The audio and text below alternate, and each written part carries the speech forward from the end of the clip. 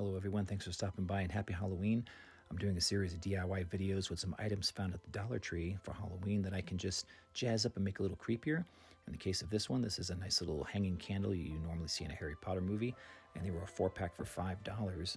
And I thought they look great, but I wanted to make a little spookier effect. So what I decided to do is take my glue gun and start by dragging it across the shaft of the candle, making nice long drips and building upon it. Something you have to keep in mind if you do something like this, you saw how the candle opened below to put in the two AA batteries.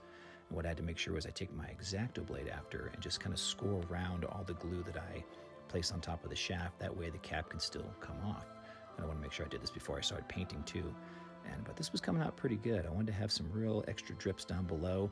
It took a little while to build up on it. I found out later that if I had a hair dryer nearby set to cool, it did help to speed up the process. That way the drips weren't so quick to fall off. Something I also found out that while they were starting to soften and easy to touch, I could take my fingers and work the drips and stretch them out a little bit and really make those hang nicely, as you can see right here. But yeah, I really wanted to build up on this and just put as much glue as I can, because what's going to happen is when we paint this, when I'll do two different colors, and you can pick whatever colors you like.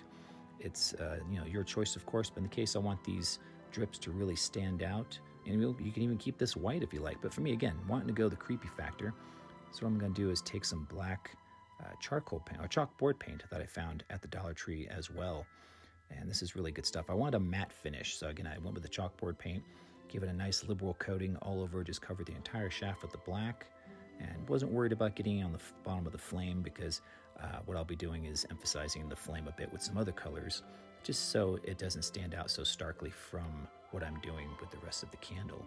But this came out pretty well. I've covered it very nicely. I'm going to take some light gray and do a dry brush technique. That is where you take some paint on the brush and just kind of dab it on a paper towel so you have just enough of the pigment on the brush, in which case here I'm doing a horizontal paint across the shaft of the candle. That way you see how it's getting the highlights of all the raised areas of the glue, really making all those drips and globs just really pop out.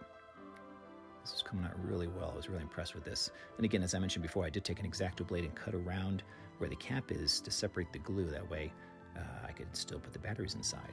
And again, I was mentioning about the flame before staying out too much, so I took a couple of these bright colors and just a little dab on the tip of the flame, just enough to give it some more character. So even when the flame wasn't flickering, it was hanging during the day, it really blended in with the rest of the spookiness of the candle. So as I took a little purple there, while the brush was still wet, took a little orange, and this came out pretty good. Let's see how it looks.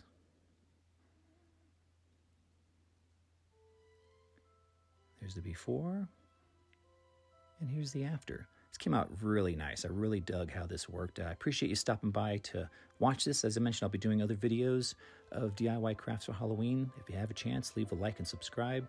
And thanks for coming by, and I'll talk to you guys soon.